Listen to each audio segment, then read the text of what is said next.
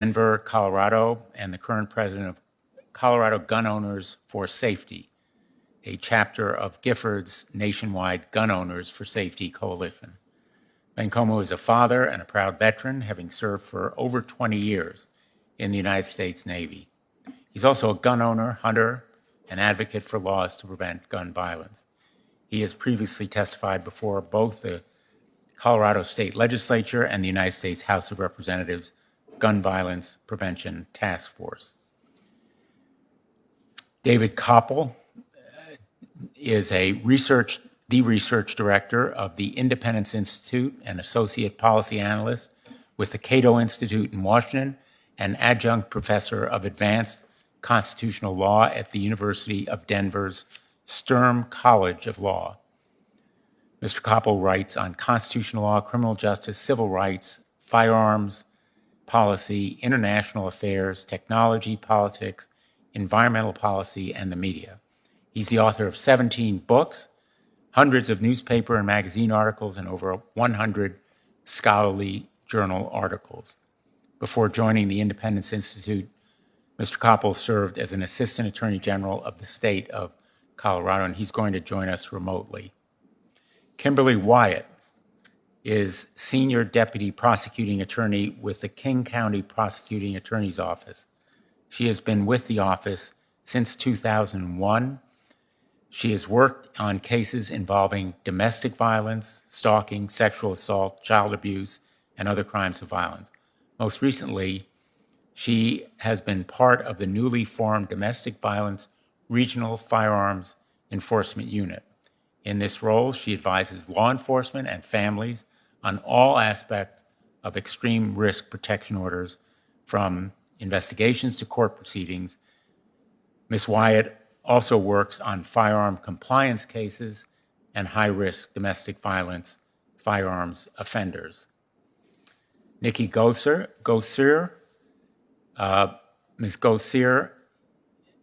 Ms. Gosser lives in Tennessee and is the executive director for the Crime Prevention Research Center.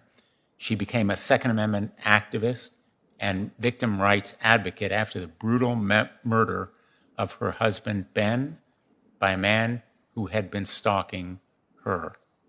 She is a graduate of the University of Tennessee at Knoxville, and she earned her degree in psychology.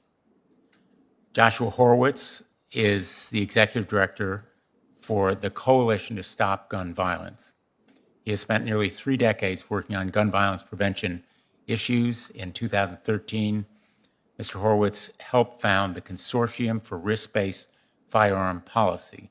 The consortium released a set of policy recommendations designed to promote policies that can prevent those at a heightened risk of violent behavior from possessing firearms.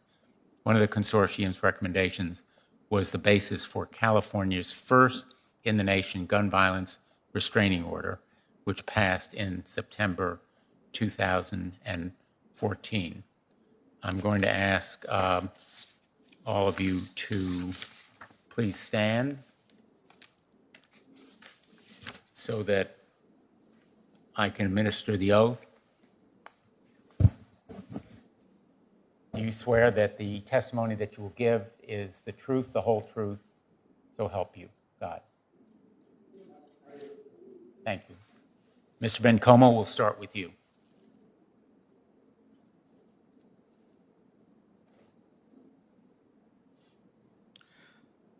Good afternoon, and thank you, Chairman Blumenthal and the members of the committee for this opportunity to testify today. My name is Vic Ben Como. I'm a parent, gun owner, hunter, and a proud Colorado resident for over 30 years. As a retired combat veteran with 21 years of service in the United States Navy, I know what it means to be a patriot. I have seen the carnage of war and personally know the emotional and physical scars that it leaves. I am the president for the Colorado chapter of Giffords Gun Owners for Safety. We are a national organization of gun owners who support responsible gun ownership and common sense gun laws. We proudly support the Second Amendment, but we can no longer ignore that our country is in the midst of an epidemic. The daily threat of gun violence is a shocking reality in countless communities across the country, especially in our veterans community. As a veteran, I'm witnessing my fellow service members take their lives at a tragic rate. More than 17 veterans die by suicide daily nationwide. That is over 6,400 veteran suicides a year. In comparison, that is more than all the service members killed in action during the last 18 years of Operation Iraqi Freedom. Tragically, Colorado veteran suicide rate is above the national average. Out of the 173 veterans who died by suicide in our state in 2018, 112 of them used a firearm. As we know, firearms are the most lethal means used in suicides and accounts for nearly 70% of the veterans' deaths. Our veterans are a segment of the population that is uniquely positioned to own firearms. When faced with a crisis such as suicide, they often choose the most convenient and lethal form, which is a firearm. On more than one occasion, I have received a call from a wife, a concerned family member, or even a veteran who is displaying suicidal tendencies. Generally, veterans do not seek medical help. Not knowing where else to turn, the family often calls the police. However, law enforcement do have their limitations. Instead, I was the one that answered the call that night. I was the one that drove to their house. I was the one who convinced them to seek help. I was the one who took them to the hospital. I was the one who took possession of their firearms. I was the one who agreed to take custody of them once they were released from the hospital. But sadly, for 6,400 veterans that committed suicide last year, they did not have someone like me to help them. Temporarily keeping the guns out of the hands of people who have been found by a court that pose a significant risk to themselves and others is not an infringement on the Second Amendment's right. It is an opportunity for a pause, which we have seen save lives in Colorado. In 2019, I testified in front of the Colorado State Legislature to support House Bill 1177. The bill passed, and Colorado became the 17th state with an extreme risk law. As of April 2020, 19 additional states, including the District of Columbia, have enacted similar legislation. Admittedly, the path to passing an extreme risk law in Colorado was not an easy one. There were many opponents of gun safety who raised unfounded fears that such a law would lead to mass confiscations of weapons from law-abiding gun owners, or that the law could be weaponized and used to retaliate against others. But after a year of the law being in place, it has been proven to be effective without infringing on the Second Amendment right. In 2020, Colorado had 112 petitions filed by law enforcement and family members. It's important to note that only approximately 40 petitions filed resulted in issuing a risk protection order. A notable petition was used to disarm a 47-year-old veteran who threatened to shoot himself and police officers. Colorado has proven that this law works. It protects individuals' rights, doesn't allow a person's guns to be removed without real evidence, and that if a person is in danger to themselves or others. As a veteran, I have a single request to the Senate. Please do everything in your power to save the lives of gun violence and save veterans from suicide. I urge this Congress to support states' efforts to pass and implement risk protection order. On behalf of the veteran community, I'd like to thank Senator Blumenthal and Senator Feinstein for the courage and the leadership on this issue. Thank you. Thank you, Mr. Bencomo. I'm now going to call on Mr. Koppel.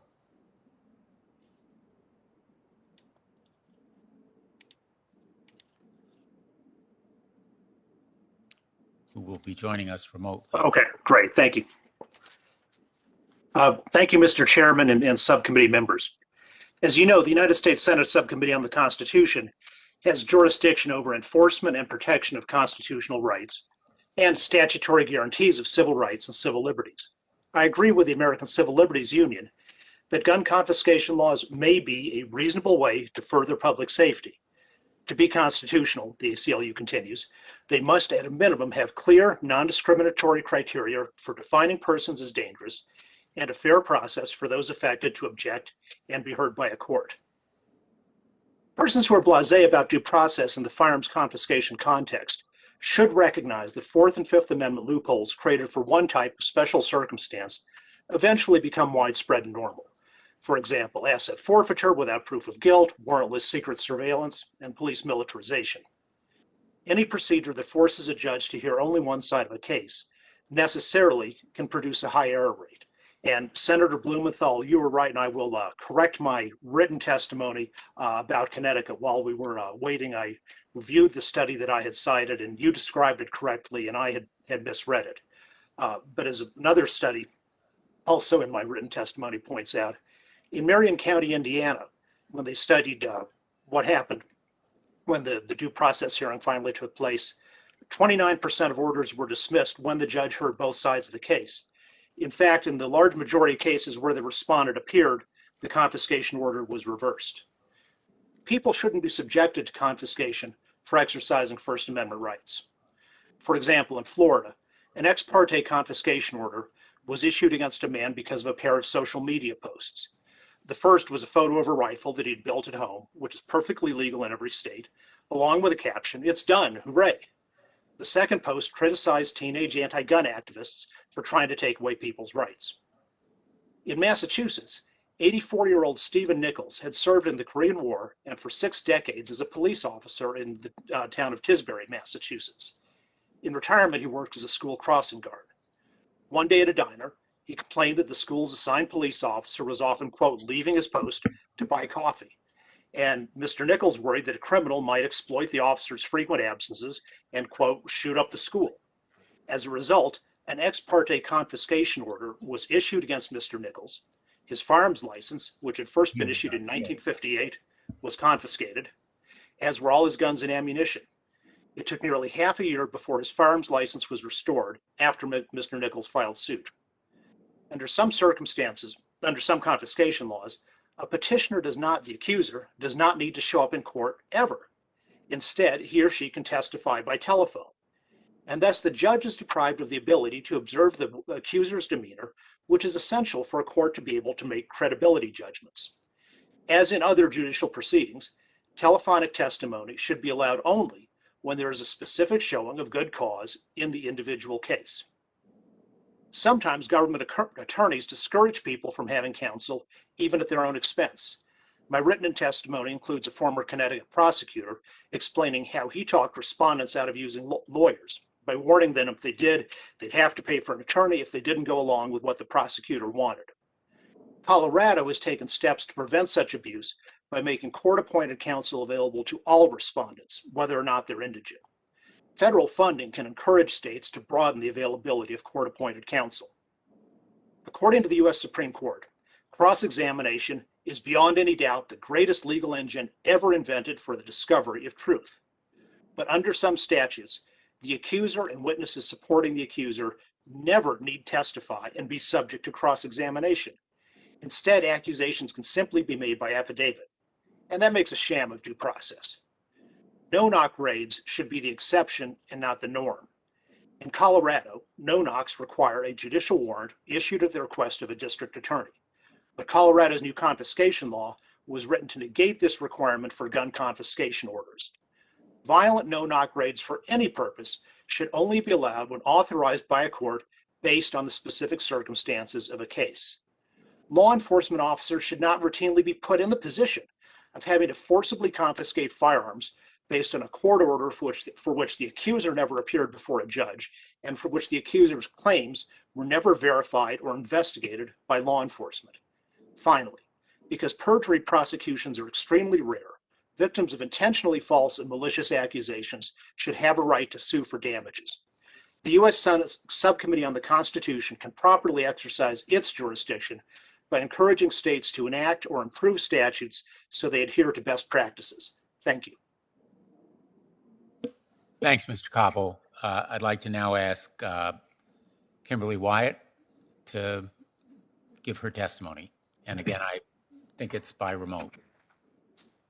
Yes, good afternoon, Chairman Blumenthal, Ranking Member Cruz, and distinguished members of the Senate Judiciary Committee. My name is Kimberly Wyatt, and I'm a Senior Deputy Prosecuting Attorney from King County, Washington. I'm grateful for the opportunity to testify and share with you the importance of having an extreme risk protection order law in our state known as IRBO, and how this law has worked over the past years. You will hear about the need for IRBO implementation, the benefits of increased coordination with local and federal law enforcement, and real-life applications of how IRBO has been used to save lives. As our nation faces the most recent tragedies and senseless losses of life in Indianapolis, Boulder, Atlanta, and many others, our nation grieves, as it all too frequently does in the aftermath of mass shootings. I am here today speaking from experience to say we have an opportunity to get ahead and create a viable path forward. It is time for us to act and lean into the tools that can make a difference in curbing firearm violence. And one of these tools is extreme risk protection orders. Extreme risk protection orders are a critical tool to intervene to prevent a firearm-related tragedy from occurring. Countless reports published by the U.S. Secret Service and many others found that people who intend to do harm to themselves or others often share that information in one form or another. Being alert to this information is the key to saving lives. Extreme risk protection orders and how our unit was formed, the Regional Domestic Violence Firearms Enforcement Unit, has helped intervene and disrupt several potential suicides, mass shootings, and other threats to the community. Extreme risk protection orders allow family members and law enforcement who have seen those warning signs to come immediately before the court and petition for a temporary order that prevents the at-risk individual from purchasing and possessing firearms. Intervening at the time of the warning signs and threats can make a difference between life and death. IRBOs also have due process built in as a judge oversees each phase. As we have learned locally, IRBO laws do not implement themselves. We quickly realized the need for IRBO education. Having a law alone is insufficient. It is critically important that law enforcement and other system partners and community members are aware that IRBO is a tool, specifically a tool to prevent suicides, threats to others, including threats of mass violence. Equally essential is the need for the public to know that if their loved one is in crisis, that there is a tool perhaps that they could use.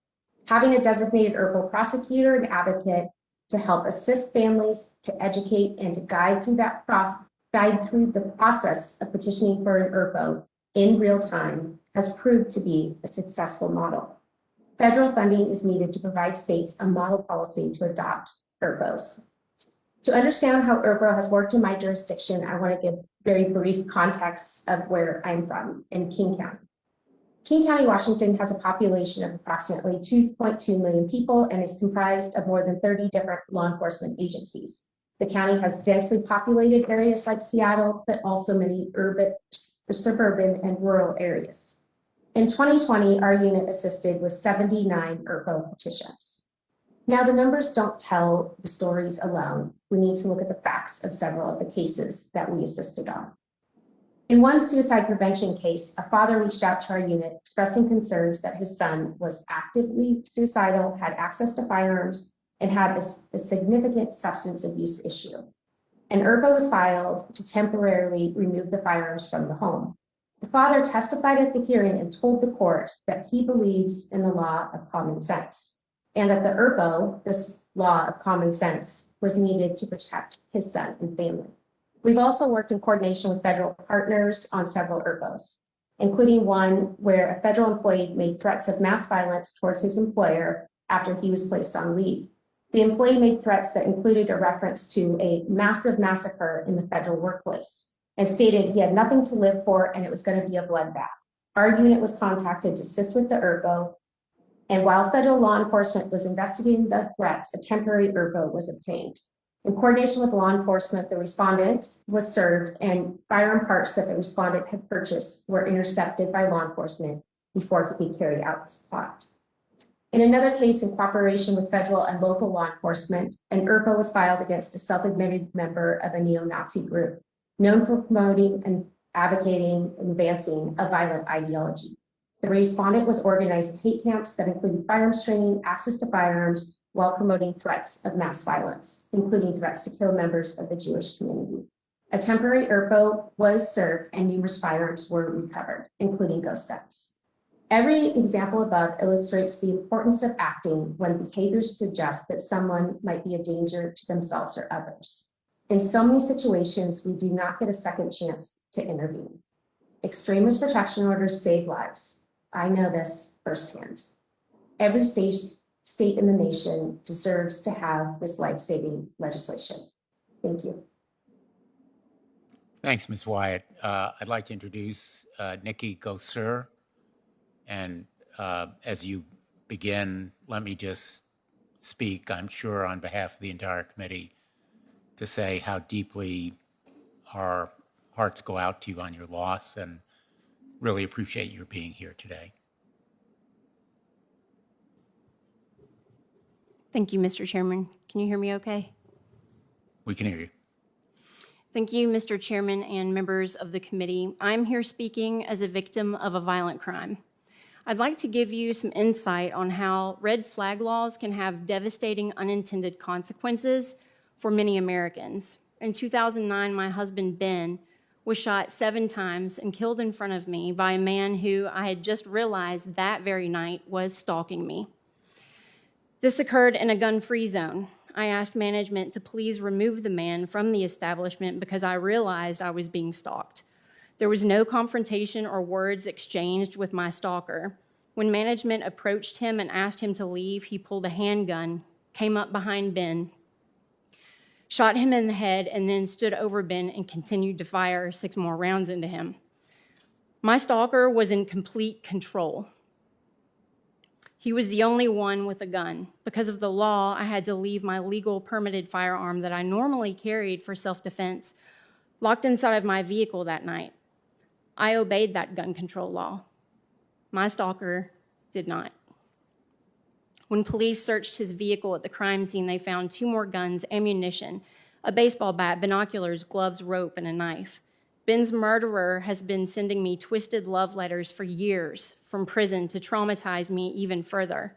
Much to my dismay, he is set to be released early for good behavior in just 7 more years. I have very real fears about what he will do once released. This horrifying experience will be with me for the rest of my life. The days, months, and years that followed were very difficult. Depression, nightmares, grief, trauma, loss, concern for my safety were all things that I dealt with and had to work through. Put yourself in my shoes. How would you feel? I remember thinking at the time, if I just happened to pass away in my sleep, I would be okay with that because I didn't know how I could face another day. I was never suicidal, but you can see where someone may misinterpret that. If red flag laws had been in place in my state of Tennessee, even those with the best of intentions could have had an exaggerated concern and assume they were acting in my best interest by having my guns taken from me.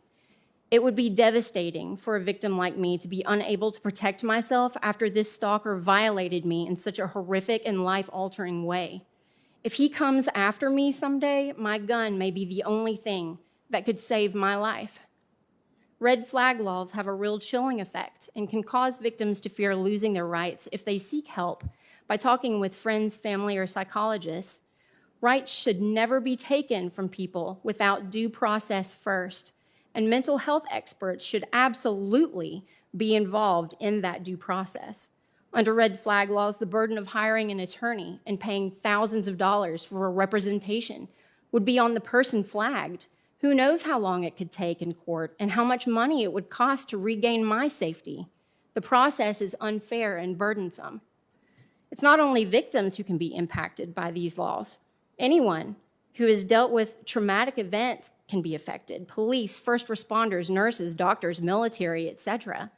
Research varies. There are indications that red flag laws range from having no significant effect on homicides and suicides to an increase. I learned during the murder trial that there were signs my stalker was a danger to others years before he crossed our path.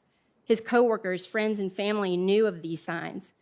I don't know if those in my stalker's life ever reported him to police, but if they did, just as with Nicholas Cruz, who did the Parkland attack, they didn't act. Ben's murderer threatened to kill his own secretary at his job in Florida. My stalker's father said at trial that it scared the stew out of her. He fired a shotgun out of anger at innocent hunters who were near his property. At this point, he should have been arrested, charged, and convicted. That alone would have prohibited him from possessing and purchasing firearms, but for some reason, that never happened. These are just a few examples of many. He had no criminal record and no mental illness on record, but he certainly should have. Somehow, he fell through the cracks. The people in his life back then could have Baker acted him.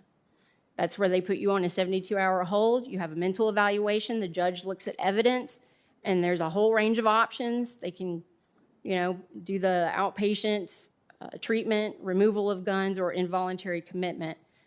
I just feel that if someone is indeed a real danger to themselves or others, simply taking away their guns is not a serious response. Red flag laws are overwhelmingly used because of fears of suicide. There are other ways to commit suicide that have similar high success rates. In conclusion, I believe the focus should be on mental health services and facilities in this country, focus on education for the public, training for law enforcement, judges, and prosecutors on enforcement of existing laws like the Baker Act and those similar laws across the nation already.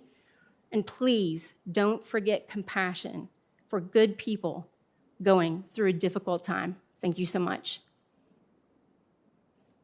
Thank you, Ms. Gosser. Mr. Horowitz.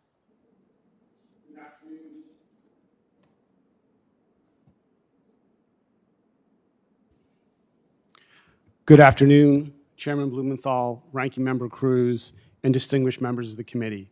Thank you for giving me the opportunity to testify on the importance of extreme risk laws and their value in preventing gun violence. My name is Josh Horowitz, and I am the Executive Director of the Coalition to Stop Gun Violence. We develop and advocate for evidence-based solutions to reduce gun injury and death in all of its forms. Ms. Gosser, I'm so sorry for your loss. Like you and like so many others, I came to the gun violence prevention movement because of my own personal loss. 32 years ago, a dear friend of mine took her own life using a newly purchased firearm in a moment of hopelessness. Back then, I did not have the knowledge or the tools to intervene effectively. I desperately wish that I could go back in time, but I can't, and I can't bring my friend back. What I can do is what I'm doing right now, encouraging policymakers like you to use your power to support life-saving policies like extreme risk laws so that no other family or friends have to experience this type of heartbreak. Gun violence in our country remains persistently high, taking nearly 40,000 lives each year. 60% of those deaths are suicide. Although no single intervention will serve as a panacea to the epidemic of gun violence, extreme risk laws, which help prevent lethal violence before it occurs, have the potential to save many lives and are gaining traction throughout the country. Enacted in blue and red states alike and endorsed by both the Trump and Biden administrations, this policy provides a clear opportunity to find common ground in stemming this ongoing nationwide tragedy. In the months that followed the Sandy Hook shooting, the national dialogue around preventing gun violence was focused on mental illness. To determine whether this approach would be effective, I convened a group of the nation's leading researchers to identify risk factors for violence and to formulate evidence-based policy recommendations. When reviewing this research, this group, who became known as the Consortium for Risk-Based Firearm Policy, concluded that firearm prohibitions based only on mental illness diagnosis are not supported by research in the evidence and are harmfully stigmatizing. Instead, we identified behavioral risk factors for violence that are supported by research, including violent behavior, threats of violence, and risky alcohol use. We know that in many high-profile shootings and firearm suicides, family members were often the first to know their loved ones were in crisis. Unfortunately, There were few tools for family members and law enforcement to use during these moments. To address this gap, the consortium developed the modern-day Extreme Risk Protection Order, based on long-standing domestic violence restraining orders found in every state, as well as established risk-based firearm removal laws in Connecticut and Indiana. Today, a total of 19 states and D.C. have extreme risk laws on the books. There are usually two types of extreme risk protection orders: temporary ex parte orders and final orders. These processes have been found to be constitutional by courts across the country. In some cases, the temporary order, which typically lasts 14 days, provides enough time to mitigate risk, and it becomes unnecessary to go for a final order. Importantly, both temporary and final orders, which typically last up to 1 year, are civil and not criminal. They are time-limited and ensure processes are in place for returning the respondent's firearms at the conclusion of the orders. Multiple studies of extreme risk laws have found that they are especially effective in preventing suicides, and new research suggests that they may help prevent mass violence as well, including school violence. However, extreme risk laws can reach their full potential only if they're implemented effectively and fairly. I've met with people around the country, hosting forums about extreme risk laws and learning from stakeholders putting them into practice. And the use of those laws vary not only between states, but between cities and counties too. These variations are typically a function of training and staff. Although extreme risk laws are a state-level policy, the federal government can play an important role by supplying resources to advance state implementation efforts. By supporting local jurisdictions to train law enforcement officers, judges, and clerks, the federal government can help to assure safe and equitable application of extreme risk laws, access to services for respondents, and proper reporting of records to the NICS system. Unfortunately, this month's mass shooting at the Indianapolis FedEx warehouse highlights the devastating effect of a failure to implement an extreme risk statute.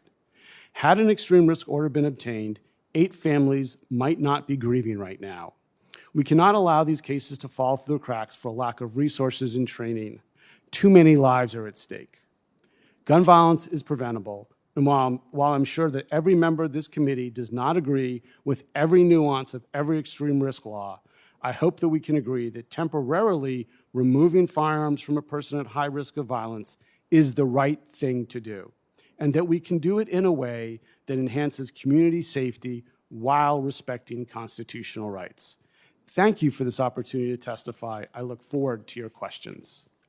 Thank you very much, Mr. Horowitz. I'm going to begin with some questions. We are actually, I believe, in the middle of a vote, and so we may kind of tag team. We may have to take a recess briefly, but I will begin the questioning. Let me ask you, Mr. Horowitz, I don't know of any red flag or extreme risk law that has been struck down by any court across the country. You are correct. And why would you say that is, given all of the hullabaloo that we've heard about due process and constitutional rights? I would say that's because it's built on the same process as the domestic violence restraining order, which has been found again to be constitutional. It's a very similar situation. So instead of, for instance, a spouse worried about the risk to them from another spouse, for instance, what happens in a situation where the spouse is a danger to themselves? Right? It's the same risks, the firearms in play, the same risk factors, the threats of violence. So judges have a good sense of how that works, and it's the same standard from state to state. So I really think we built it on this domestic violence restraining order process, well established, all 50 states. Courts know how to use it. I think that's why they've been found to be constitutional. And I've heard the argument made that red flag laws are unnecessary because we have domestic violence protections. Is that true? Well, I think, especially in the case of risk to self, right? I mean, that's a big issue where, a domestic violence restraining order, you can't get, it's not available for someone who's at suicide, at risk of suicide. Additionally, there's, when you think about it's broader, here law enforcement can go and use it, a civil order in many situations. So it's broader than a DV law, but built on the same process with the same protections. And in fact, the target of a shooter may not be somebody at home. It could be a school. It could be someone at work. It could be a stranger who's stalked. It could be anyone. Right. When you look at the examples, you often see that the person who is at risk may not be in any relationship at all to the shooter. And so this gives that opportunity for law enforcement to intervene, and it gives them clear legal authority to intervene, which is very important. The claim has been made that the process for regaining a firearm is costly, it's burdensome. Is that Well, customarily? when the order expires, the firearms get returned. So the same way this works, again a civil, not criminal process. These are quick processes, and typically in the United States, we don't. Lawyers are not provided for protective orders. The same as DV laws. And if the firearm is retained, the burden is on the prosecutor or the official who wants it to be retained to prove that there is some danger, some severe risk, and it's called extreme risk for a reason. There is extreme risk, and the burden is to prevent evidence, not just make the claim, correct? Well, it's two stages. You have the temporary, where you have to make the claim, and the we call it permanent, although it's for a year, where you have to make that claim, and you have to prove it twice in most cases. And oftentimes the burden of proof is higher the second time around. In fact, the burden is always on the prosecutor, and it often is. So, Higher. and just I'm sorry. Let me just ask Ms. Wyatt, because you have a unit consisting of law enforcement, prosecutors, a court advocate, a problem solver, a court coordinator, a paralegal, a data technician, and a program manager who all assess the danger before you even go to get a warrant that separates someone from a firearm. So you are extremely cautious and demanding of yourselves before you exercise that power. Is that correct?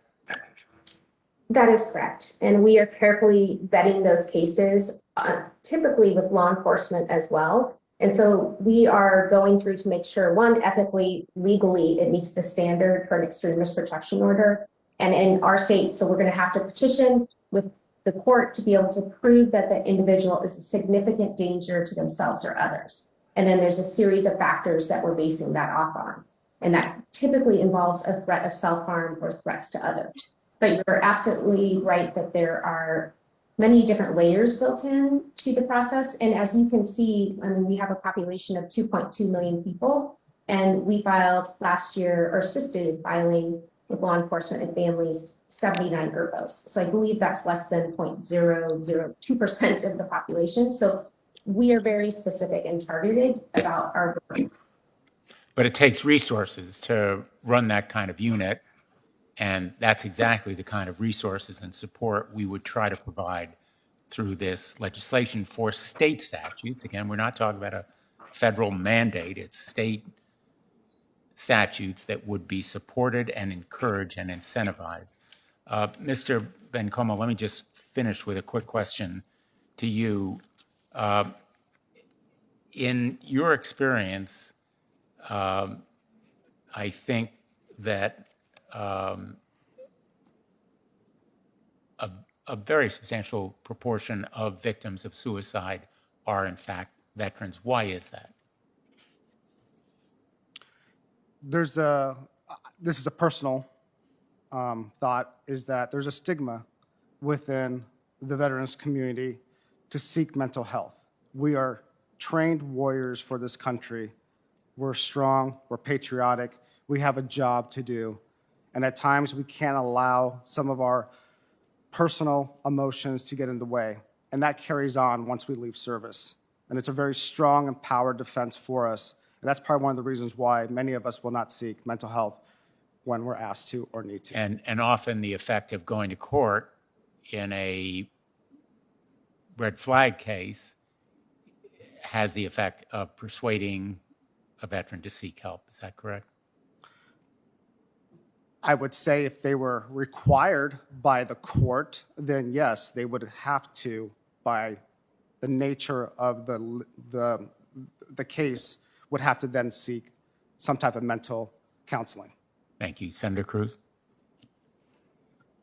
Thank you, Mr. Chairman. And I will note, Mr. Chairman, I was remiss at the outset of this hearing in not congratulating you on being chairman of this committee. I had the pleasure of being chairman of this subcommittee for the past couple of Congresses, and it is a terrific committee with I think, the best jurisdiction in the entire Senate. So I look forward to serving with you as ranking member on the committee. Thank you. Mr. Koppel, last time you and I spoke, I asked you what the minimum protections that an extreme risk law should have to ensure that it comports with due process. You responded that laws should not allow ex parte proceedings except on a finding of necessity, that laws should use a clear and convincing standard throughout, and that respondents should have a right to counsel and the right to cross-examination. Do any of the laws currently on the books meet all of these criteria? There's no one state that has all of them. In several states, you can pick things from several states that are good on a particular item, but no state law has the full scope of what I would say is fair for due process. And as Senator Blumenthal and Mr. Horowitz discussed, there haven't been very many constitutional challenges on this, but the ones that have been not very successful, have failed, and partly because they were very broad kind of facial attacks. The bigger picture is courts aren't always our leaders in protecting due process. Civil asset forfeiture, I think, is now something that people say went way too far and has been reformed by statute. But judicially, there was very little that ever got done about that, and most of the challenges failed. So there's the kind of most minimal level of due process that courts will enforce, and then there can be higher, better standards that legislatures insist on. So President Biden instructed the Department of Justice to develop a model red flag law for the states. Last time you were here, we discussed the fact that Giffords, a progressive gun control organization, blocked the drafting of a model red flag law by the Uniform Law Commission because they insisted on their own more extreme model. I'm concerned that the Department of Justice will put out a model law that is more or less the same as Giffords' extreme model. Can you tell us, in your judgment, what that model looks like and why it's so extreme? It's a model that on the one hand doesn't view the temporary, whether for 2 weeks or even a mistaken thing for much longer, deprivation of the right to arms as a significant harm. So its premise is somewhat unbalanced in how it weighs things. And it's ultimately something that's based on one side of the issue, which is understandable. That's the faction that won the election and controls the presidency. But what was going on in the Uniform Law Commission was to take into account both points of view. So, for example, one group in the commission was the International Association of Chiefs of Police, which is has been for decades, a very pro-gun control organization. And on the other hand was the National Sheriff's Association, which is definitely not absolutist against gun control, but is more typically skeptical. And so if you had both of those perspectives, and I think that would lead to a more balanced, fair, and accurate process. Because I think there's agreement that there's some people from whom guns should be taken away for public safety. And also there has to be recognition that sometimes mistakes happen and people are improperly deprived. And we want to get a process that has the highest possible feasible level of accuracy. So President Biden has nominated David Chipman, who is a senior policy advisor for Giffords, to be the director of the ATF. I understand that you have a bit of history with Mr. Chipman regarding red flag laws, and that he seemed not to have great concern about law-abiding citizens having their right to self-defense stripped away. Could you give us some background on what happened with Mr. Chipman? Sure. He was on the commission, a member of the Uniform Law Commissioners Study Committee with me, and I brought up, as you mentioned, I brought up the problem of we want to make sure we don't disarm innocent people, even on a temporary basis, because that creates danger for them. And then his response was, well, people can just buy a replica gun, and maybe if they're a great actor, they can scare people away with a replica gun, but that's not really an effective alternative to an actual firearm for lawful self-defense. And another part in the discussion, I said, I brought up the point about no-knocks. And in general, of course, no-knocks are necessary in some situations, but we want to have them used when they are necessary and not just routinely. And we've seen lots of situations outside of red flags where no-knocks just get carried out kind of in a reckless way because the local SWAT team doesn't have anything else to do that day. Mr. Chipman's response was, don't tell the police how to do their job. Well, I guess as a constitutional law professor, and my dad was in the state legislature as a Democratic liberal representative from Northeast Denver for 22 years, we tell police how to do their jobs all the time. That's what the Fourth Amendment to the Constitution does. The Fifth Amendment does that. And so do all kinds of statutes we have in this country. Thank you, Mr. Koppel. And a final question, Ms. Gosser. Thank you for appearing today. Thank you for telling the story of the horrific murder of your husband. And thank you for using the pain and horror of that crime, using it to try to protect others who might be victims of violent crime in the future. Your husband was murdered in a gun-free zone, and you followed the law. You did not have your firearm. You were not able to protect yourself or protect him. That is a familiar pattern with gun control efforts, and many of the mass murders we've seen have occurred similarly in so-called gun-free zones. Are you concerned that the same will be true with red flag laws, that law-abiding citizens could have their firearms confiscated, particularly when they're vulnerable to criminals, but the criminals will refuse to turn over their weapons, and the result will be other potential victims of crime being left vulnerable to violence? Yes, absolutely. I'm very concerned about that. Of course, there are people who can abuse red flag laws. There are people that can abuse existing laws too, but at least with the Baker Act, different states call it different things, but we pretty much have an option that is the Baker Act. They call it different things in different states, but it exists all over the nation. Every state has a similar law to the Baker Act, and they offer protections. I don't have $10,000 in my savings account to cover legal fees if someone flags me for some reason. It's pretty scary that someone could knock on your door, or law enforcement knock on your door at 5 a.m. and say, hey, we're taking your guns, and you have no idea why. You don't know why. What's going on? I need to be able to protect myself. I just think due process is so important. And mental health experts should always be involved. That should be mandatory. If we're talking about mental health experts should absolutely be involved in that due process. I believe due process needs to come first. Look, if someone is truly dangerous, if they're truly dangerous, they need to be confined to a mental health facility. So you take someone's gun away. They're still dangerous. That's how I feel. Thank you. Thanks, Senator Cruz. Senator Whitehouse. Blumenthal, for this hearing and for your long time passion and leadership for protecting our people from the scourge of gun violence. Mr. Horowitz, we passed a red flag law in Rhode Island. It went into effect in June of 2018, and the last report I have ends with that as of November 2019. In that period, state and local police in Rhode Island invoked that law 33 times. In one of our municipalities, Cranston, police petitioned for red flag orders 8 times, just in one city. In one case, police seized weapons and obtained an order to help a worker who had made comments he had a desire to kill certain coworkers and had boasted about his firearms.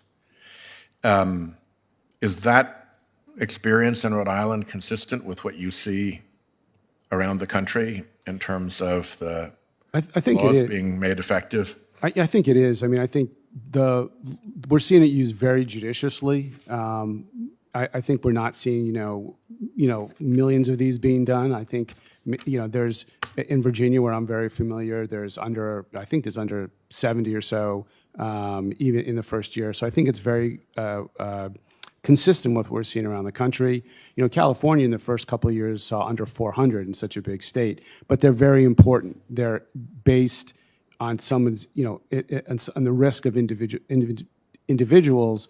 And I think that's why they're not used for mass, for lots of people across a wide spectrum. They're individualized attempts to identify people who are at an elevated risk of violence. And I think that's why they're important, that's why they're constitutional, and that's why they're effective.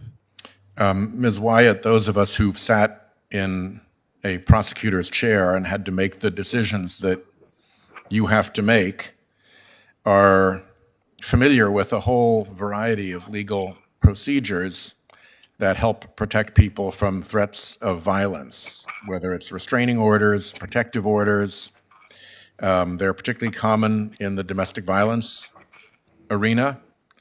In your view, are the protections involved in the red flag laws consistent with those for other types of safety orders that law enforcement commonly obtains? Thank you for the question. Yes, you're exactly correct in that extremist protection orders follow the process similar to domestic violence protection orders or sexual assault or anti-harassment orders, meaning that each phase comes before a judicial officer. So a family member cannot walk off the street and get an ERPO on their own, nor can law enforcement. They have to sign and fill out a detailed petition signed under penalty of perjury, and then it's submitted to the court just like any other civil order would be. And the court is making a determination if they're, in our state, reasonable cause that the individual is a significant danger to themselves or others. So it's a similar process with other civil protection orders as well. And then the individual subject to the order has to be served, because that individual needs a chance to be able to come to court, to have their own witnesses, to be able to tell the court either they're in favor of the order or they're going to challenge that order. So each phase and each step involves judicial oversight. In particular, Ms. Wyatt, do you think just as a matter of good practice, it would be advisable to have domestic violence victims or those who have a restraining order protecting them from another individual be advised when that individual, their assailant or the threat to them, acquires or tries to acquire a weapon, a firearm specifically? Yes, and our unit specifically addresses not only extremist protection orders, but of course also domestic violence protection orders. And because the lethality is so high at the moment that those victims are petitioning for separation or petitioning the court for a domestic violence protection order, it's critically important that we follow up and enforce court orders when they're ordered to surrender weapons, like in our domestic violence cases, or ERPO. And our state has a system set up to notify if somebody is subject to an order and somebody attempts to purchase, or if we get notification from our state patrol, and then it goes to local law enforcement as well as our unit. And then we have victim advocates that are reaching out to the victims as well to make sure that they know that there is either an attempted purchase, or if a firearm was actually delivered, then we're going to be following up with local and federal authorities if we believe that the firearm was given to somebody who should not have it. If I could ask one more question, Mr. Bencomo. Sure. I think it's human experience that powerful emotions can pass through human beings, anger, rage, jealousy, and that the decision-making during that period when you're in the grip of a fierce emotion can be compromised and the people act out in unfortunate ways in that moment and make decisions sometimes that have irrevocable consequences for the rest of their lives. Given that aspect of human nature, is it conceivable that the subject of a restraining order, the person who is told they have to take a pause on having their firearm, is actually the real beneficiary of that restraint? A simple response would be yes. Yeah, it just seems that way. You lose your access to your firearm for a week or two, and you're spared a lifetime of guilt and remorse, and the horrible memory of having acted on something when you were in a fit of emotion. Seems that way to me anyway. Thank you. Thank you. Thanks, Senator Whitehouse. I'm going to call on Senator Lee. I'm going to vote if I am not back by the time he is finished with his questioning. He's going to call a brief recess. I'll be back, and we can resume then. Thanks, Senator Lee. Thanks so much, Mr. Chairman. I really appreciate you accommodating me in that regard. Thanks to each of you for being here today. You know, the Second Amendment guarantees our right to keep and bear arms. This was a right that our founding fathers deemed fundamental, so much so that they added it to the text of the original Constitution. It's not only the Second Amendment that's at stake when we talk about things like this. There's also the concept of due process. The Fifth Amendment's due process clause, of course, provides that no person shall be deprived of life, liberty, or property without due process of law. That requirement is, of course, made applicable to the states through the 14th Amendment. You see, our freedom isn't free. Whenever government acts, it does so inevitably at the expense of individual liberty. That's where government has to get its power. We need government, and just the same, we need government to respect boundaries on its own authority. I certainly agree that we should take steps wherever possible to make sure that people who shouldn't have guns don't have them. In particular, those who are legally prohibited from having them because they're adjudicated as mentally unfit to do so. They've been convicted of a crime. These restrictions are consistent with our system of laws, and they can be applied in a manner that doesn't offend our constitutional rights. Ms. Gosser, I'm very touched by your testimony as I read through your written testimony. I couldn't help but notice that as you're talking about difficult things and the difficult circumstance in which you had to witness your own husband's murder, even while you had a firearm and had access to it, but you chose to comply with the law, your assailant did not. And I think you summarized it extremely well with just a few words. I obeyed that gun control law. My stalker did not. I don't think I've found any one sentence that better summarizes the need to respect the Second Amendment, the need to protect due process, and also the dilemma that we face and that we have to take into account whenever we choose to enact laws infringing upon those rights. It sounds to me like you would likely agree with the proposition that it's not a cost-free action for the government to take, that in the name of protecting people from the horrors of gun violence, government can also inflict violence. Would you care to elaborate on that, based on your experience? Well, I think that there's some laws that are created that they have unintended consequences.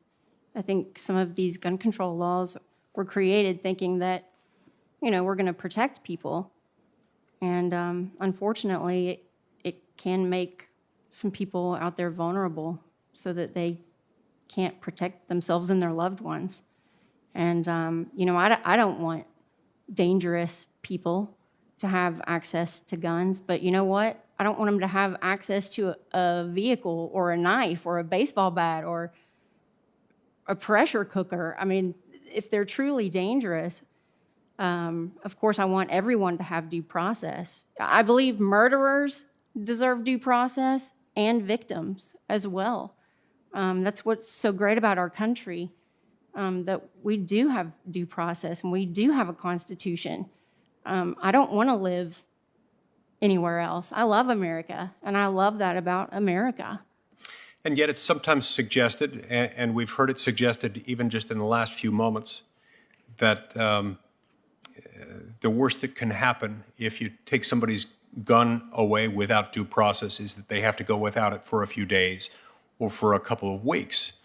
And yet your circumstance would seem to suggest that that is not true, that that is not the full extent of the downside of that there is more cost. And sometimes that cost is borne not just in an inconvenience, but in someone being left vulnerable. Yeah, absolutely. In my case, it would have compounded the problem. Of course I was depressed. Who wouldn't be? Of course I had nightmares. Who wouldn't after going through that? But to take away my basic human right of self-defense on top of all of that would just be devastating for someone like me. Sometimes people will argue due process is great and everything, but with respect to the bad folks, well, we can't give them due process. Isn't that the problem with due process itself? I mean, if we're going to respect due process, aren't we agreeing up front that due process needs to be up front? It's not really due process if it's only after the fact. Is that right? That is right. And I understand it can be very scary. I mean, I get it. I get it. I'm a victim of a violent crime. But like I said, if you truly believe that someone is a danger, they should be confined to a mental facility, but they should have due process. And that's why I support the Baker Act and similar laws that already exist all across the nation. Every state has a similar law to that because it includes due process. Your legal fees are covered.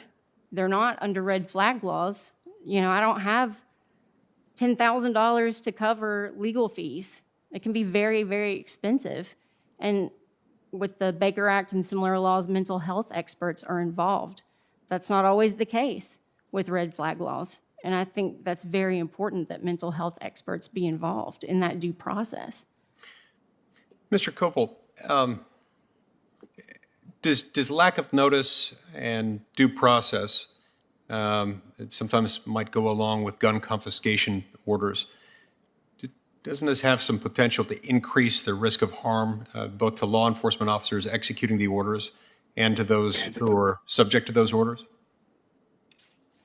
Sure. I mean, you imagine a situation where officers, there's a ex parte order that's been issued, and maybe it's on weak evidence and the guy's really not dangerous, but the confiscation order is served by the police showing up at somebody's house at 5 o'clock in the morning. Normally, a homeowner might think it was a burglary, and because he has no idea that anybody's coming to take his guns. And there's also a broader problem in how it erodes trust between law enforcement and the public. And this was talked about in one of the Connecticut studies that's quoted in my written testimony. When you have somebody whose guns are taken away and confiscated, the police show up. I've never heard of anything going on against me, but now there's a cop coming to take my guns.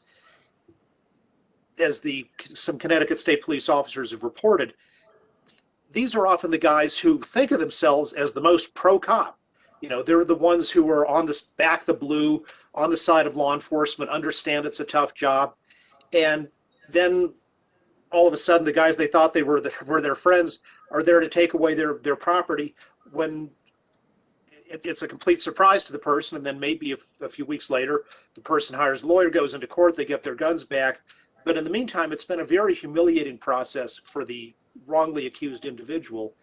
And law enforcement, who I've often represented in amicus briefs in courts and elsewhere, are so dependent on the cooperation and goodwill of the public.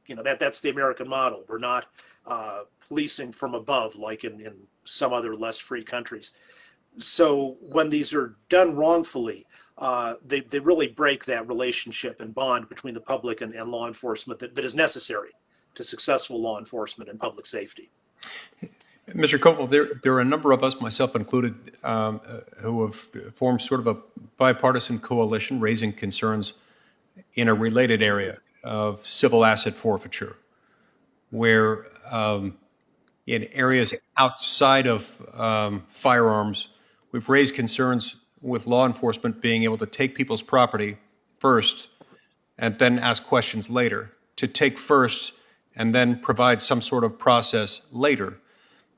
Due process, of course, has a higher expectation than that, does it not? And do you see tell me what you think about the parallel between this and that. In other words, if one is concerned about the potential for abuse and the actuality of abuse in the civil asset forfeiture arena, how could one not see something similar when it extends to the Second Amendment? It's the same kind of situation. It is a similar kind of situation, and both have good intentions of trying to deal with a serious problem. Here, gun crime and civil asset forfeiture, it had always existed in kind of a minor way, but it really got ramped up in a huge way in the 70s and 80s because of the drug war. And of course, drug abuse can be very harmful, not only to an individual, but to society more broadly. And so the idea was, well, we need these tools to fight the drug lords and all this. And what happened was there were a lot of people whose property got taken who weren't Colombian drug lords or anything like that. And it was widely abused. And sadly, the courts, in their view of what the Constitution requires as a minimum for due process, generally said that's fine. So I would urge this, especially this committee of all committees in the United States, which is charged with defending the Constitution, that one of the reasons courts often defer to legislative judgments is they presume, just like Chief Justice Marshall said in McCulloch versus Maryland, that the legislature itself already seriously thought about constitutional rights and values.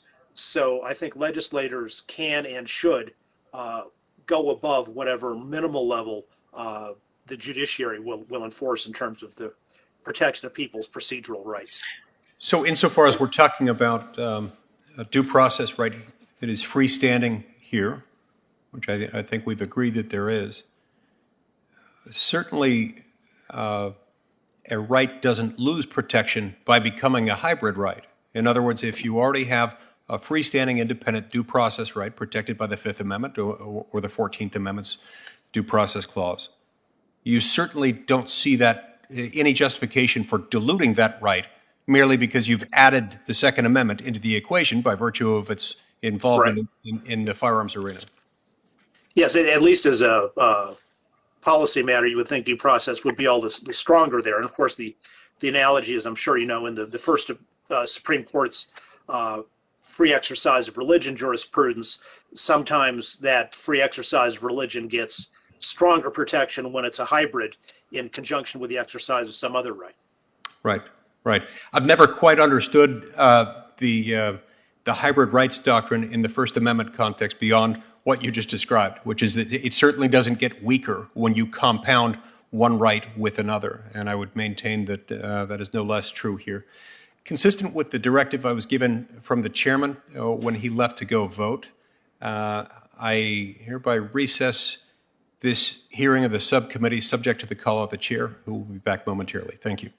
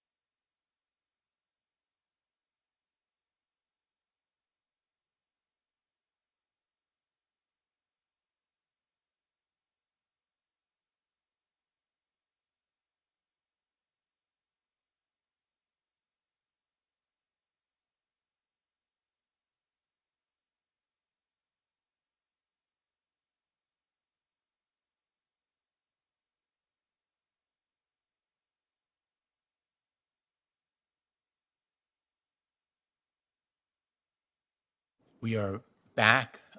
We're going to be joined shortly by Senator Graham and Senator Cruz at least, and perhaps others.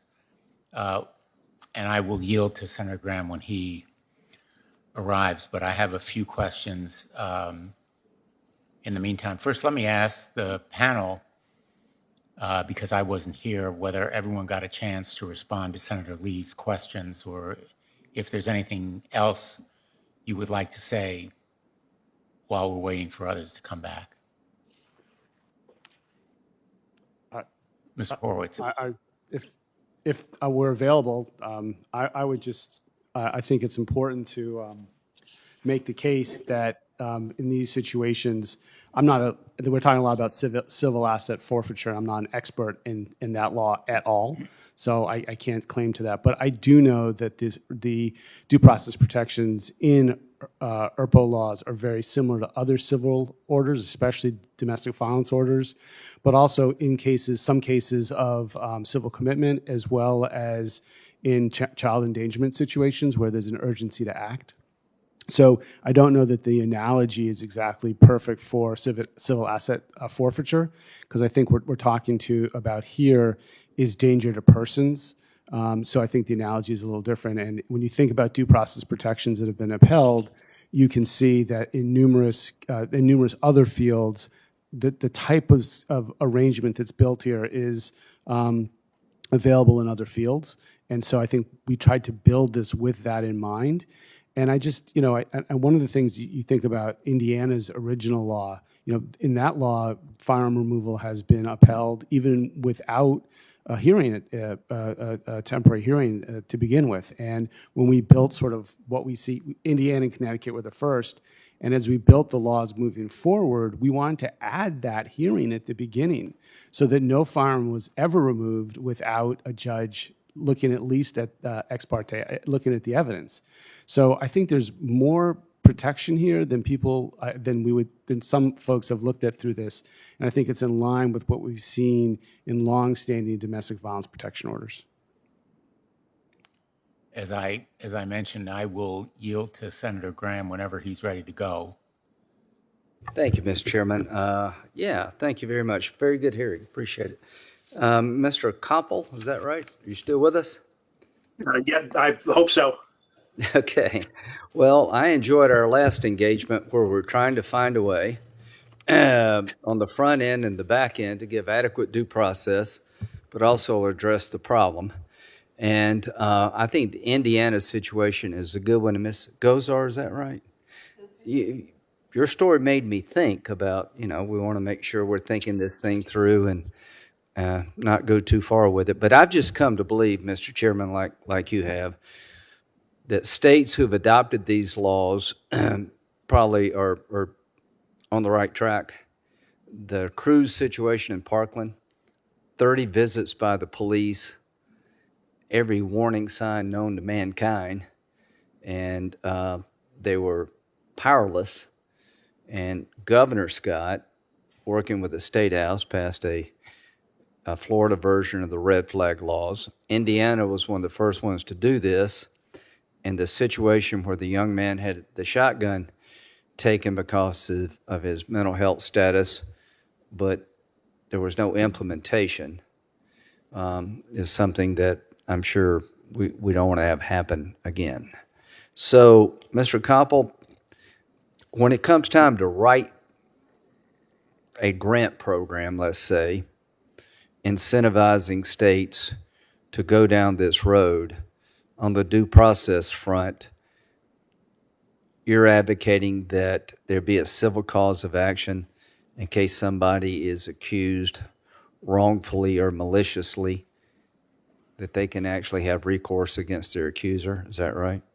Yes, not a mistaken accusation, because everybody makes mistakes, including me, as we discussed earlier in this hearing, but a knowing false and malicious accusation. Well, so I talked with the chairman about that. That makes sense to me, that if somebody is trying to ruin your life and accuse you of something you're not, then they'll have a redress. So I like that. The ex parte nature of the hearing, the initial determination by the judge to act, what kind of standard would you suggest we create there? I'd say start with the federal rules of civil procedure, which generally disfavor ex parte decisions, but allow a judge to issue orders ex parte on a guided set of facts and findings about necessity. And particularly, why is the other person not here in court? Why didn't this person have notice? And sometimes the person seeking a temporary restraining order can give a good answer to that, and sometimes not. And I'm sure. So the preference would be in live testimony so the judge could ask questions, but what standard would you impose? The same as Federal Rule of Civil Procedure 59. Okay, all right. On which I am not an expert. No, I got you, but you know, you got to pick a standard. That seems to be a good one to me. The time period between the initial determination and a full-blown hearing, what would you recommend? I'd suggest we talk to prosecutors and including some of the witnesses here who have experience with this and say what is a realistic time period. On the one hand, we want to be expeditious. On the other hand, maybe there's some time needed to gather evidence. All right. Based on your research of the existing state laws, which one do you think has done the best job of threading this needle, and why? And which ones do you have the most concern about, and why? Vermont may be best overall, although Connecticut has some good features in it too, and especially the requirement that law enforcement investigate the situation on their own before filing a request for a petition. Colorado, with its providing for defenders, defense lawyers in this case, I think is a very strong model and not only helps the individual, but I think also may function as a deterrent to potential abuses. On the other side, I'd say Massachusetts has some of the weakest standards for due process. In New Jersey, actually, once you've got the person actually gets an in-person hearing and there's a confiscation order, it has the effect of being permanent, preventing the person from ever owning a gun again unless they come back into court and prove that they're not a danger. So I think the model Mr. Horowitz's organization has talked about, where the order automatically terminates after a certain period of time, it can be renewed upon new further proof about the individual at that new time, is the better way to go. Okay, well, just sum it up here. I don't want to go over. Basically, you believe the most constitutionally sound way to do this would be not a federal law, but some grant program that would emphasize adequate and robust due process. Is that fair to say? Yes, and I think that the states and localities have the resources to do this in a way that the federal marshals and others just don't have the manpower for, among other reasons. Thank you. Thanks, Senator Graham. Senator Cruz, did you have other question? Mr. Bencomo, you're a gun owner yourself. I'm going to assume you're a law-abiding one. Has Colorado's law been tied to mass confiscation of firearms from gun owners like yourself? First of all, I am definitely a responsible gun owner, so thank you. And from what we know from today, obviously I'm not a scholar or a lawyer or an attorney, we have not seen mass confiscations. One area that we could do an improvement, I was glad to hear that we hit the high marks on that we're a good role model. Not only do we have defense lawyers, I would love to see federal funding so that we can ensure that there's PSAs, public safety announcements, and education for the additional responsible gun owners of Colorado. Are you familiar with instances where it's been used to retaliate against people or vindictively by family members or business associates against each other? I am not. And it's been about a year since Colorado's law has been in effect, correct? That is correct. Notwithstanding that some counties have declared themselves to be Second Amendment sanctuaries, and some sheriffs have announced plans to block the law from being used. I understand quite a few have reversed their opposition after seeing how the law is actually put into effect. Is that correct? That is correct, and that those citations are listed in my written testimony. I wouldn't be able to speak to them today, but they are listed. Well, I thank you for coming here and talking about how it has saved veterans' lives, because they are at risk of suicide, and this law obviously has worked effectively to protect them. Mr. Horowitz, Mr. Koppel referred to your statute as one that seems to have been framed to meet the due process standard, and that it is based on the best examples of laws throughout the country. And he alluded to the resources necessary to implement such a law. Would a law from Congress that provided those resources and training encourage states to adopt the best kind of standards as you have advocated? I think the federal government could do a lot to encourage the proper standards for these laws. I do think we've seen, and Kim Wyatt is the best example of what her unit does, but where there is robust funding, you'll see all sorts of services for getting these done, but also for the respondents and the petitioners. But what you don't see is that, for instance, outside of King County, where Ms. Wyatt works, the implementation is really different. And so what we're seeking is those federal resources to make sure that the same processes that we've seen work in Washington, well, in King County, can do in every county that needs this. And I will say that suicide, and from my testimony, you know that I care a lot about this. Some of the highest suicide rates are in rural counties who are least able to afford the types of training, the types of investments that other counties have done. So I think as a suicide prevention tool, I think the federal government has a big role to play in providing that technical assistance, that training, and the resources to really develop a process so things don't fall through the cracks. But there's also the types of services that would make this really work. We've been talking a little bit about the protective orders, domestic violence protective orders. They impose restraints on constitutional rights, do they not? They certainly do, well beyond what an extreme risk protection order does. So domestic violence restraining orders can often keep you from your bank account, from your kids, from your home, and in some states, even on a temporary basis, your firearms. So what we're talking about here is just one slice of that, but based on the same standard. It's a very surgical type of tool here, and that's the point of this. And I was glad to see Mr. Koppel talking about ways that we can agree on this, because I do think we can do that. I think we can get there. I think we can make this tool safe to use around the country. I think we can meet and come to the middle and find agreement and make sure that we're saving lives. I was encouraged as well, quite honestly, by his statement to that effect, and I thank him for his testimony today, but also his candor in describing what he knows and what he doesn't know, because not all of us are experts on all the facets of these laws. But just from a constitutional standpoint, the restraints on liberty involved in domestic violence orders, in fact, they are called restraining orders because they restrict liberty.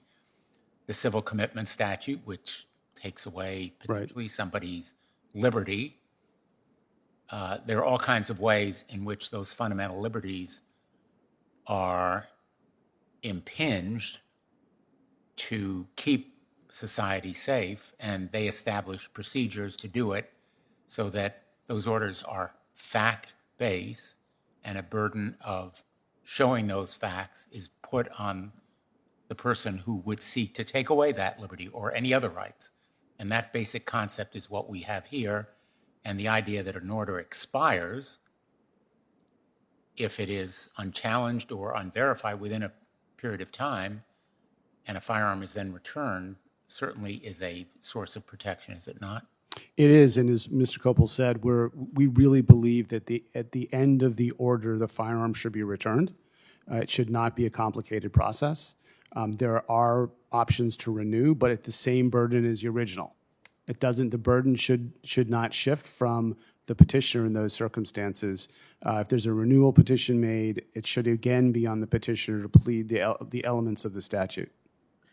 And in a certain sense, we can actually not only encourage states to adopt these kinds of statutes, but also elevate the levels, the quality of those statutes if we offer incentives for them to do it in the form of grants and other support. Right. I mean, as Senator Cruz said, the states are all over, are the laboratories of democracy, and there's different processes in different states. And I think you're starting to see some, a coalescing around some of the best practices there.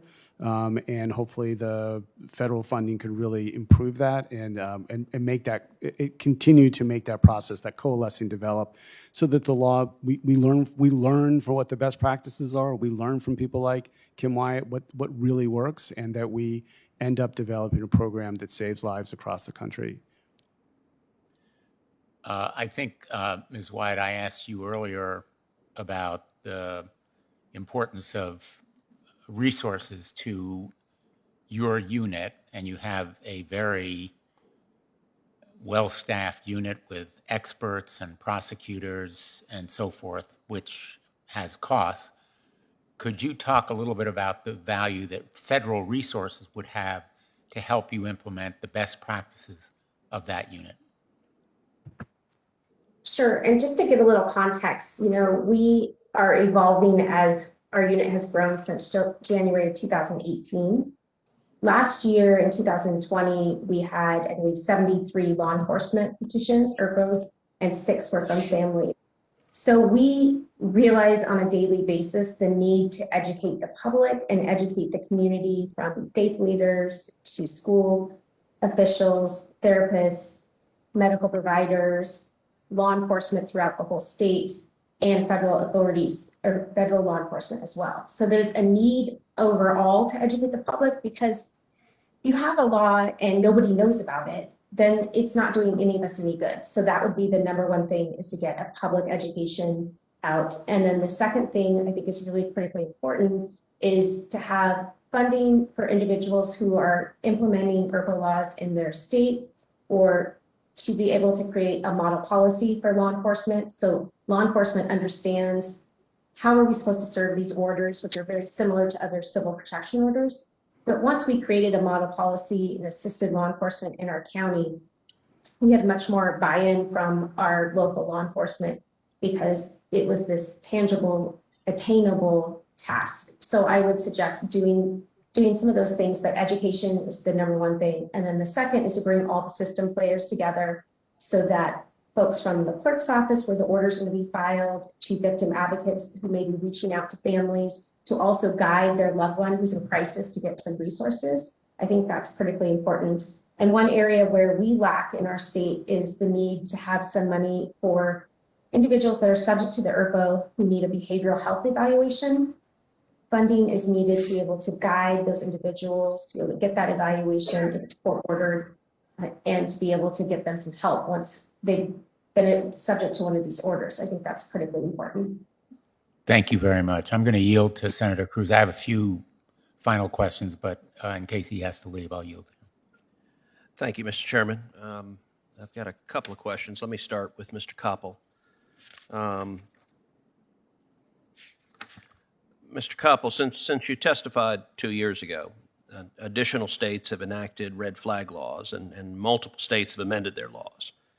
And it seems that they've all amended them in the direction of providing less protection of due process and less protection of Second Amendment rights. For example, California amended its law to allow a disgruntled coworker to initiate the process for confiscating a fellow coworker's firearm. Do you agree that the trend is for these laws to get broader and broader and less protective of fundamental rights? And if so, why do you think this is happening? Oh, because maybe it's the slippery slope that always happens on all kinds of laws, is people get it enacted in one way and saying, look how narrow it is. And then when it's there, then they start thinking of ways how to broaden it further and further. And again, I think Connecticut has the right approach on saying anybody who's got a concern about someone else can come to a law enforcement officer, a peace officer, or a state's attorney and bring that problem forward. But they can't, just because you had a fight with a guy at work, you can't file a petition yourself against that individual. And law enforcement is supposed to do its own independent investigation. And that seems the best way to start off the process at the beginning with a higher quality of information to give to the judge. Thank you for that, and I think that's a very good point. As we discussed earlier, I'm a strong believer in federalism. And right now, 19 states and the District of Columbia have red flag laws, and there's not much quality evidence about their effectiveness or lack thereof, although there's some good evidence demonstrating that they have a very high error rate. Could you give a bit more color on what the evidence and the data shows about these laws? So for a lot of folks, the RAND Corporation's continuing project on assessing, doing a meta study of all the social science on the gun issue has found some things, particular gun controls, to be effective. And in their evaluation of this, their view was none of the studies that exist so far meet our standards for data quality and persuasiveness. So there, on the one, there's nothing there from Rand's point of view. But even beyond that, I don't know of any study that's ever said there's a statistically noticeable change in crime or mass shootings, along with other crimes. But I'd also say that you don't have to, a law doesn't have to be proven to have a statistically significant effect to be beneficial. If you reduce homicide by 0.5% in a state, that may be, statisticians may not be able to see that and know that there's a cause and effect, but that's still a beneficial thing to do. The suicide data is mixed. One study said that it went down, firearm suicide declined in Indiana and wasn't replaced by other methods. Another study found in Connecticut, actually firearm suicide did decline, but other deaths by other methods went up. On that, it's really important to know that there are lots of nearly as lethal substitutes for firearms, such as hanging, that have very high mortality rates as well. The theory that for every 10 or 20 of these confiscation orders that gets issued, one suicide was prevented is really just a hypothetical extrapolation, and it makes the mistake of saying that every form of self-harm was a suicide attempt. You know, a teenage girl who cuts her arm isn't trying to commit suicide. She's certainly indicating she's got a serious problem. But that 10 or 20 to 1 figure is not supportable because it assumes that every form of self-harm is an intentional suicide, which is definitely not true. Thank you. Ms. Gosser, in your opening testimony, you testified that red flag laws can have a chilling effect that can cause victims to fear losing their rights if they seek help by talking with friends or family or psychologists. Can you elaborate on that concern, please? Sure. I think that when people fear that, someone may be very, very, very depressed and still be concerned for their own safety, which I'm sure to some people that doesn't make sense. But when people are concerned that they're going to lose their rights, they bottle up. Like they're not going to want to share their feelings. And I just think it's best that these people be able to get, mental health help. And if they feel intimidated, if they feel like they might lose their rights, it could actually have the opposite effect from what you want. And advocates for red flag laws often focus on the benefit of removing a firearm from a potentially dangerous person. And there's no doubt that with someone with serious mental illness or an intent to do real harm, that can be a very real benefit. But they also diminish the harm of removing a firearm from someone who might be a victim of violence, for whom that firearm might be the difference between surviving a violent attack and not surviving a violent attack. Do you agree with that? Yeah, I've got to tell you this. I think, and I've gotten to know a lot of victims. I actually brought my friend Amanda Collins Johnson with me. She's sitting just behind me here. She was brutally raped on her college campus. It was, of course, a gun-free zone, and it was in the student parking garage. She had her permit to carry, but because she was obeying that gun control law, she left her gun at home. She wasn't allowed to have it on campus. And that's where a serial rapist found her on her way to her car in the student parking garage, and he brutally raped her right there in the garage. And I've gotten to know a lot of other victims, and they all want the ability to protect themselves, but we also fear that, some of our attackers are going to be released. People seem to think that if you do a horrible violent crime that you're just going to be in prison forever. That's not true. Murderers, really horrible people that do very violent things, they're let out of prison every day in this country, unfortunately. And that's very scary for us. And victims want to be able to protect themselves, but here's a scenario perhaps you've not thought of, which absolutely terrifies me. When my stalker, my husband's murderer, is released one day, what would prevent him from taking out a red flag on me to purposefully disarm me so that he can harm me? That's terrifying. That's just something to think about. Well, thank you, Ms. Collins Johnson, for having the courage to be here and allowing your story to be told. And Ms. Gosser, thank you for speaking on her behalf and on behalf of so many victims of violence. Thank you.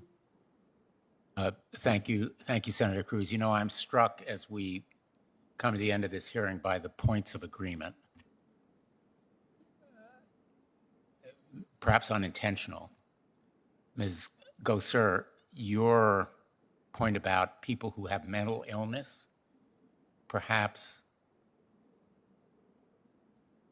being reluctant to talk to friends or professionals, is exactly the point that Senator Durbin made. I don't know whether you recall, but he said people should not be separated from firearms simply because they have a mental illness.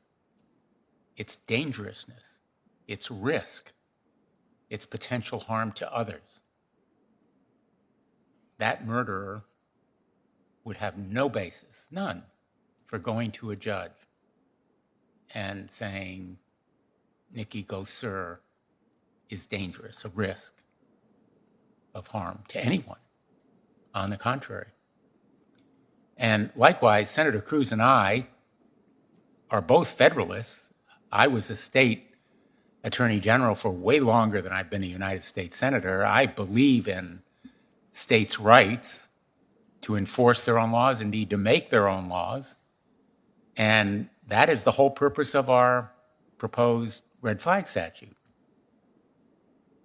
Not only to encourage states to make their own laws, but to make them better. So when they do pass their laws, they look more like, thanks to Mr. Koppel for his compliment to Connecticut, more like Connecticut than, say, one of the other states that he found less protective of constitutional rights. If they're going to be laboratories of democracy, better to elevate the results of those laboratories than let them kind of muddle along and fail to protect the rights of American citizens. So I think there's a lot here where we have common ground. as long as we don't become distracted.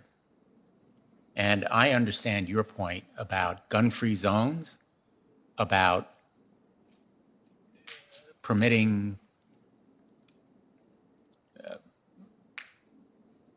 the most heinous kind of lawbreakers, perhaps to go free and threaten others. We ought to prevent that. But we're talking here about a more narrowly crafted law with a more narrow purpose that can be surrounded by all kinds of protections relating to what has to be proved in the way of factual evidence, the standard that has to be met, not just probable cause, the protections for individuals. You know, you could say that someone who's unable to afford an attorney has to be provided with one. I'm just thinking out loud here. But my hope is that we can go forward and sort of focus on the common ground, because if we do want states to be the laboratories of democracy, better to make them good laboratories and protective of constitutional rights than allow them to just go forward without encouragement to adopt higher standards. I think Mr. Koppel has been very frank on the issue of whether there are authoritative studies.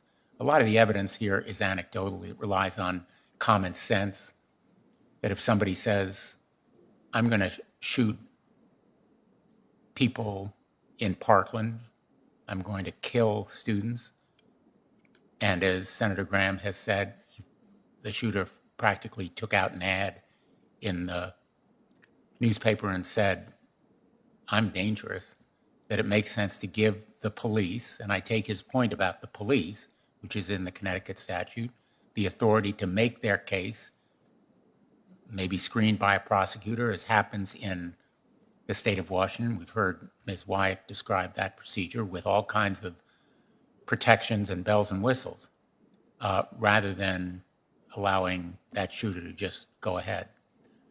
So I think I am determined to try to seize that common ground and make the case that we can work together on these kinds of statutes. I'm willing to hear from any of the witnesses who want to make any sort of final remarks, or Senator Cruz if he has anything.